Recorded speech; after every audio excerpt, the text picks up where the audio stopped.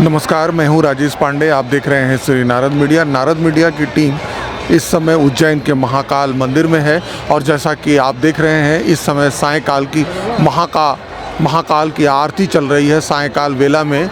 और ये देखिए यहाँ ये पूरा ये भव्य यहाँ मनोरम दृश्य है। और अभी कुछ महीनों पहले जो यहाँ पूरा ये जीर्णोद्धार हुआ है, ये नवग्रहों की जो मूर्ति है ये आप ये देख रहे हैं, बड़ा भव्य तरीके से इस मूर्ति को बनाया गया है। और ये सारे चीज़ यहाँ पे दिखाई दे रहे हैं। ये बैठे हुए हनुमान जी की ये विशालकाय तस्वीर है। और ये पूरा इस समय रात के समय ये पूरा लाइटों के द्वारा ये जगमग हो रहा है। काफ़ी लोग यहाँ, भारी संख्या में लोग यहाँ पहुँच रहे हैं। और ये आप देख रहे हैं।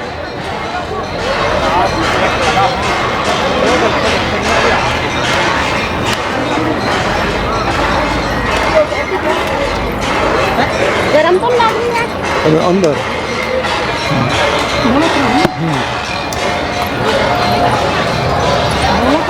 चुप हो जाए। और जैसा कि ये आप भव्य यहाँ गणेश जी की प्रतिमा है। और ये गणेश जो विघ्नहर्ता है, और ये यहाँ इनकी मूर्ति लगी हुई है, काफ़ी भव्य मूर्ति है। और उसके पीछे आप शंकर जी की मूर्ति देख रहे हैं। ये बहुत बड़ी बड़ी यहाँ पे मूर्तियाँ लगाई गई हैं ताकि लोगों का दर्शन हो सके। और इस समय रात का समय है और काफ़ी ज़्यादा लोग यहाँ एकत्रित हैं। और इसकी भव्यता आज देखते ही बन रही है। और काफ़ी बड़ी संख्या में लोग यहाँ उपस्थित हैं। जैसा कि आप ये पीछे देख रहे हैं, ये पूरे नवग्रह की जो प्रतिमा है, नवग्रह की बड़ी बड़ी प्रतिमाएं हैं यहाँ पर लगी हुई है। गरुड़ भगवान है, धनु है, और ऐसे करके ये पूरी प्रतिमाएं यहाँ पर बिल्कुल गोल्डन कलर में यहाँ उपस्थित हैं। और काफ़ी ज़्यादा ये बड़ा भव्य इस मूर्ति को बनाया गया है। और ये प्रतीक के रूप में यहाँ उपस्थित हैं। और जैसा ये देख रहे हैं, एक गजराज के मस्तक पर ये विराजमान है। और कहीं ना कहीं ये हमारे भारतीय परंपरा को प्रदर्शित करते हैं। हमारे भारतीय परंपरा में ये जितने ये ग्रह बनाए गए हैं और लोगों की इस पर जो मान्यता है, इसके तहत ये पूरी ये बनाई गई है। और ये पीछे आप देख रहे हैं महाकाल की आरती का, जैसा कि आप ये देख रहे हैं, ये महाकाल ब्रिज है। और महाकाल सेतु की ओर हम आगे प्रवेश कर रहे हैं। काफ़ी दूर में ये बना हुआ है और काफ़ी इसका जीर्णोद्धार किया गया है। ये बिल्कुल जैसा कि आप ये देख रहे हैं, ये शंकर भगवान की विशालकाय प्रतिमा जो है, और उन्होंने जो गंगा को मस्तक पे धारण किया है और माता उस पर आशीर्वाद दे रही हैं। और नीचे संत शंख ध्वनि करते हुए उनका वो कर रहे हैं। नीचे एक सिंह है और नंदी भी बैठी हुई हैं। और इससे आप ये देख सकते हैं कि ये गंगा मैया शंकर जी की जटा से निकलती हैं, लेकिन आज वो शंकर जी के बिल्कुल मस्तक पर विराजमान है। ये आप झील देख सकते हैं। ये झील पूरा अभी इसमें भी कुछ कार्य चल रहा है, लेकिन ये काफ़ी दूर में फैला हुआ ये झील है। और ब्रिज का जो ये निर्माण है ये चल रहा है। और जो महाकाल सेतु ब्रिज का निर्माण दिनों रात इस पर कार्य हो रहा है। कुछ ही समय में ये कार्य बिल्कुल पूर्ण हो जाएगा।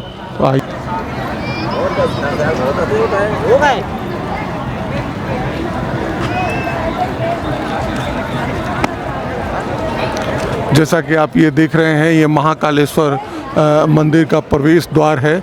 और ये भस्म आरती दर्शन का भी प्रवेश द्वार है। और यहाँ पे बिल्कुल ये बड़ा सा जो गेट जीर्णोद्धार के बाद इतना बड़ा जो ये पूरा गेट बनाया गया है। और यही है प्रवेश द्वार है जिससे हम आगे बढ़ते हैं। आइए आगे आपको हम लिए चलते हैं। इस समय रात के अंधेरे में इसकी भव्यता और विहंगम दिखाई दे रहा है।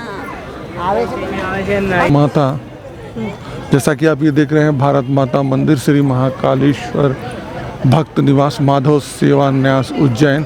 ये कुछ ही समय पहले इस पूरे भवन को भव्य तरीके से बनाया गया है और ये भक्त लोगों के निवास का स्थान है। और जैसा कि आप ये देख रहे हैं, लगभग 5 मंजिल ऊंची भवन का निर्माण हुआ है और इसमें भक्तों के निवास का स्थान है और काफ़ी बड़ी संख्या में यहाँ भक्त, ऐसा एक अनुमान है कि लाखों की संख्या में प्रतिदिन यहाँ पे भक्त आते हैं और अपने बाबा का दर्शन करते हैं, महाकाल का दर्शन करते हैं। हो मंदिर जो हवे वो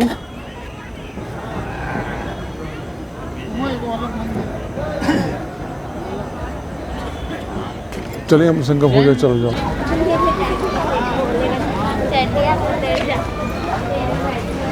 बोला नहीं ला रहा, चुप हो जाने के। जैसा कि आप ये देख रहे हैं, यहाँ की अलौकिक सुंदरता के लिए ये छोटे छोटे डब्बों में ये पुष्प लगाए गए हैं और ये पुष्प की सुंदरता धीरे धीरे ये बढ़ रही है और इसकी वजह से जो एक दीवार बनती है और उस दीवार पे जो ये छोटे छोटे बॉक्स में ये फूल लगाए जाते हैं और ये फूल लगाने से बरसात के दिनों में इस पर पानी रिसता रहता है और ये काफ़ी ज़्यादा यहाँ की सुंदरता को बढ़ाते हैं और सुंदरता के बढ़ने के साथ साथ यहाँ हरियाली भी दिखाई देती है।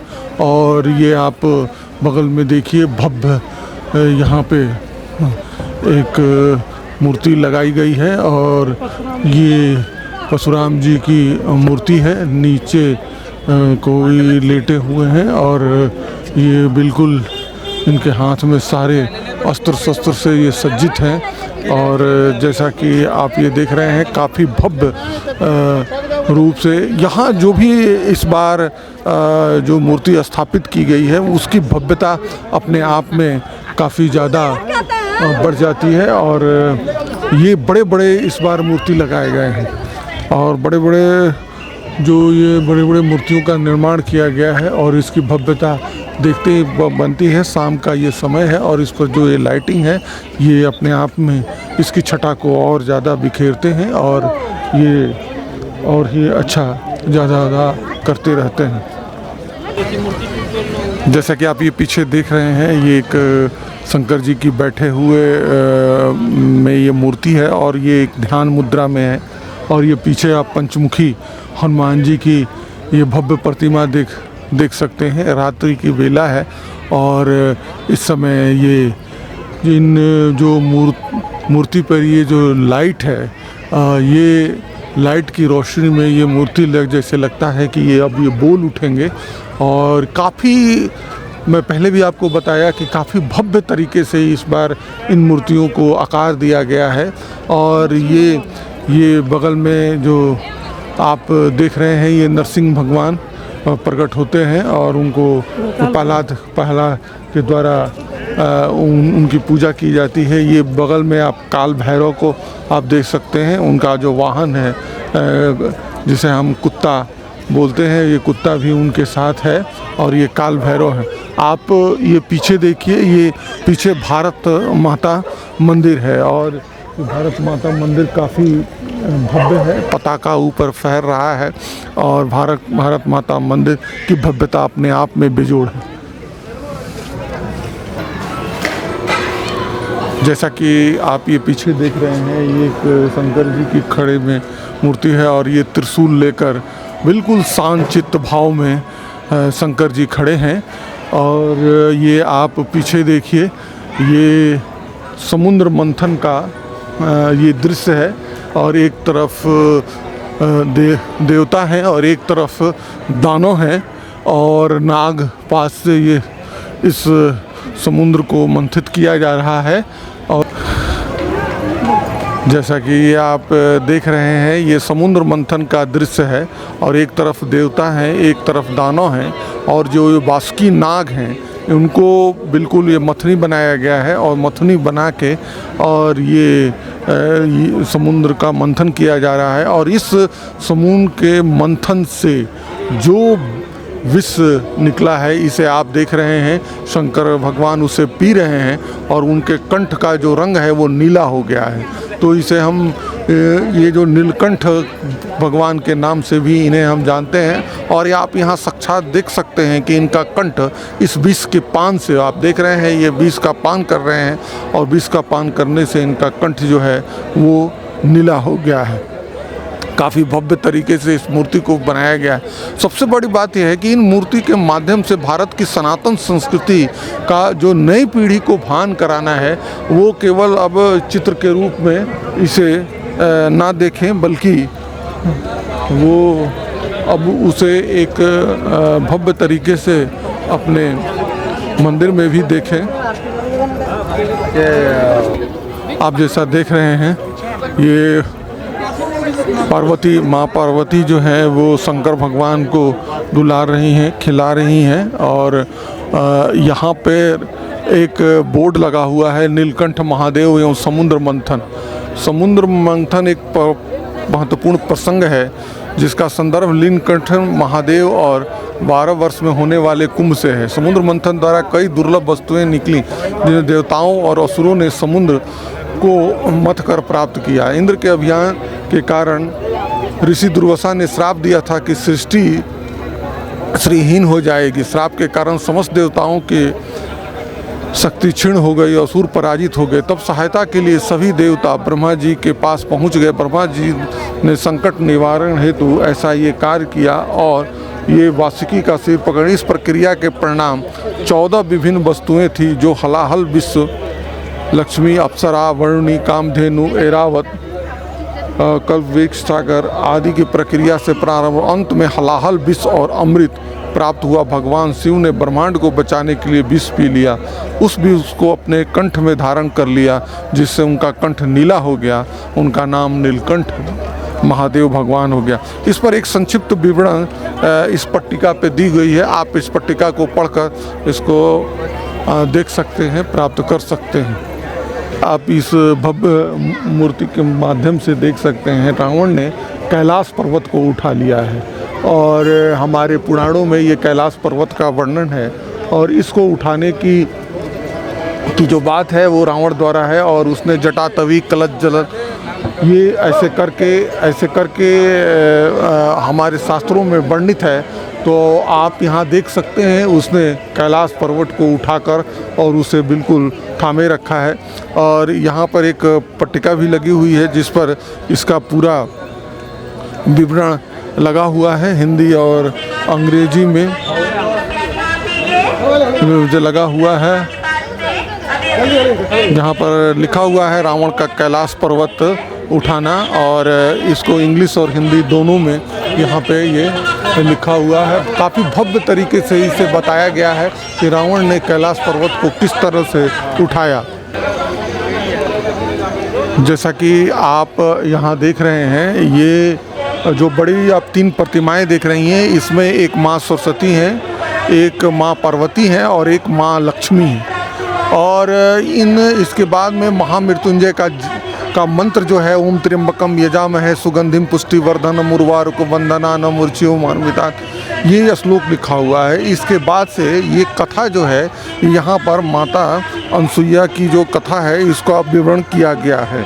यहाँ ये उद्धृत है कि त्रिदेव द्वारा महर्षि अत्रि की पत्नी सती अनसुईया की परीक्षा लिए जाने पर देवी अनसुईया द्वारा त्रिदेव को शिशु बना देने की ये पूरी जो कथा है यहाँ पर इसको उकेरा गया है, उद्धृत किया गया है। काफ़ी भव्य तरीके से उद्धृत किया गया है। यानी जिस कथा को हम पहले अपने किताबों में पढ़ा करते थे उससे ये ज़्यादा ज़रूरी है कि आप इसे खुद देखिए, आप उसका खुद इसको अपनी दृष्टि में ले आइए और आप यहाँ पर इसे देख सकते हैं। ये आप बगल में एक भव्य यहाँ पे नंदी पर सवार होकर शंकर जी आगे जा रहे हैं और ये विवाह करने के लिए आगे बढ़ रहे हैं। और जैसा कि आप देख रहे हैं गाजे बाजे के साथ ढोल मजीरा और पीछे शंखनाद करते हुए, तुरही बजाते हुए आगे लोग बढ़ रहे हैं और शंकर भगवान एक नंदी पर सवार होकर आगे बढ़ रहे हैं। मैंने पहले भी आपको बताया कि काफ़ी भव्य तरीके से इन सभी चीज़ों को जो हमारे पुस्तकों में वर्णित है, शास्त्रों में वर्णित है, इसे एक प्रतिमा का रूप देकर यहाँ पर बसाया गया है, लाया गया है। के समय में ये जो इस पर जो लाइटिंग की गई है, इस लाइटिंग की वजह से जैसा कि आप ये देख रहे हैं, मंगलनाथ की कथा है। प्राचीन अवंतिका नगरी में मंगल की उत्पत्ति संबंधित इस कथा को यहाँ पे वो उद्धृत किया गया है और ये काफ़ी भव्य तरीके से यहाँ पे उद्धृत किया गया है ताकि कोई इन पिक्चर्स को, इन तस्वीरों को देख के समझ सके कि हमारी शास्त्रों में ये किस तरह की चीज़ों का वर्णन है और इससे वो खुद ब खुद इसे ये समझ सकते हैं। यहाँ भव्य तरीके से शंकर भगवान यहाँ बैठे हुए हैं और उन्हें ये शंकर भगवान की ये प्रतिमा है और ये चंद्रशेखर जो ये चूड़ा है ये इन्हें स्थापित किया जा रहा है, इनके गले में पहनाया जा रहा है। ये जैसा कि आप ये देख रहे हैं, चंद्रशेखर यानी कि चंद्रमा जिसके शिखर पर है और ये वहाँ पर ये इनका वो एक प्रतीक के रूप में यहाँ लगाया जा रहा है, जिसकी वजह से गंगा नदी का जो उद्भव है इनके सिर से होता है और ये इस प्रतिमा में इस चीज़ को ये दिखाया गया है और आप इसको देख सकते हैं। इस मूर्ति में देख सकते हैं विवाह प्रसंग में जो शिव लीला का शिव स्वरूप है उसको यहाँ दर्शाया गया है और उसको ये बताया गया है। यहाँ पर इनके 5 मुख का वर्णन है, 5 भुजाओं का यहाँ पे वर्णन है और इसको प्रतिमा के रूप में इसे यहाँ दर्शाया गया है।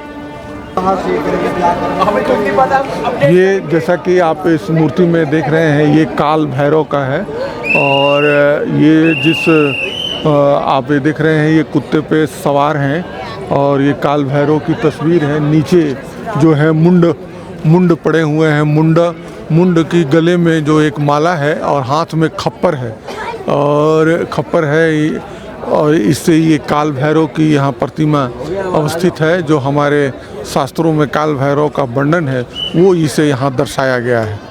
ये पीछे देख रहे हैं एक भव्य प्रतिमा के द्वारा यम का संहार करते हुए दिखाया गया है और शंकर भगवान जो है वो अपने त्रिशूल से यम के गले पे प्रहार करते हैं और जो यमराज हैं वो भैंसे पर सवार होकर यहाँ पे उपस्थित हैं और ये यहाँ पर भव्य तरीके से दिखाया गया है। जो हम यम का संहार शिव के द्वारा अपने शास्त्रों में इसको पढ़ते रहे हैं, देखते रहे हैं, सुनते रहे हैं, वो एक प्रतिमा के माध्यम से यहाँ पर दर्शाया गया है और यहाँ पर लिखा भी हुआ है शिव द्वारा यम का संहार। तो इसे एक भव्य तरीके से यहाँ पे दर्शाया गया है जिसे आप देख सकते हैं।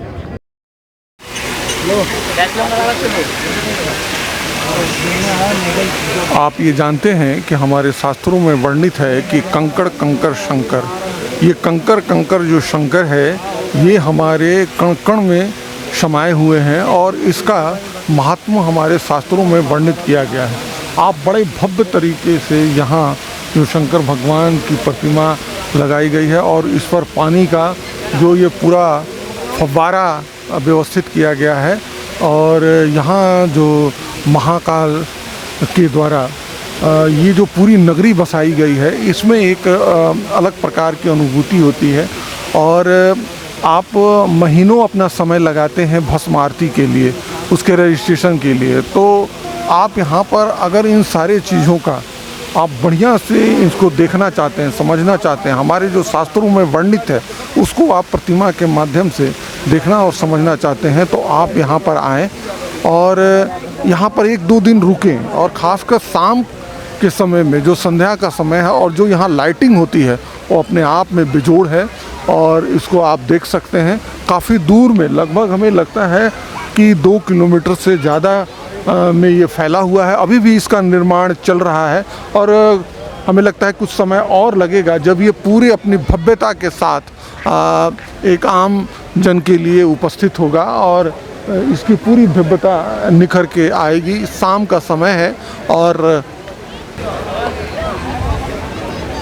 हमारे पुराणों में, शास्त्रों में सप्तऋषि मंडल की चर्चा है और सप्तऋषि मंडल को यहाँ पर उकेरा गया है, यहाँ पर बिल्कुल लाया गया है और बीच में एक आप शंकर जी की ये पूरी प्रतिमा आप ऊपर देख सकते हैं। शंकर जी का एक मंडप लगा हुआ है और उसी के बगल में ये 7 ऋषि जो हैं ये बना। अभी इसमें कुछ काम चल रहा है जिसकी वजह से बहुत जल्दी ही इसका ये उद्घाटन किया जाएगा, ये आवरण हटेगा और तब हम अपने साथियों और ऋषियों को देख सकेंगे। सब किसी का यहाँ पर नाम खुदा हुआ है और जो सप्तऋषि मंडल की जो बात हमारे शास्त्रों में कही गई है उसको आप यहाँ पर देख सकते हैं, समझ सकते हैं। आइए, हमारे शास्त्रों में एक कथा वर्णन है। वीरभद्र द्वारा दक्ष जो थे उनका यहाँ पर जो सिर है उसको दक्ष प्रजापति का यहाँ सिर जो है वो काटा जा रहा है। इस चीज़ को यहाँ पर उकेरा गया है और ये माँ पार्वती से जुड़ा हुआ है। सती माँ जब अपने आप के प्राण त्याग देती हैं तो उससे क्रोधित होकर वीरभद्र के द्वारा ये दक्ष का जो है वो सिर विच्छेदन किया जाता है। ये हमारे शास्त्रों में वर्णन है, लेकिन इसका इतना रौद्र रूप कैसा होगा इसको यहाँ पे बिल्कुल उकेरा गया है और बड़े भव्य तरीके से इसे यहाँ पर बताया गया है। आप यहाँ के पट्टिका पर देख सकते हैं वीरभद्र द्वारा दक्ष का शिरच्छेदन और यहाँ पे इसको काफ़ी भव्य तरीके से लगाया गया है।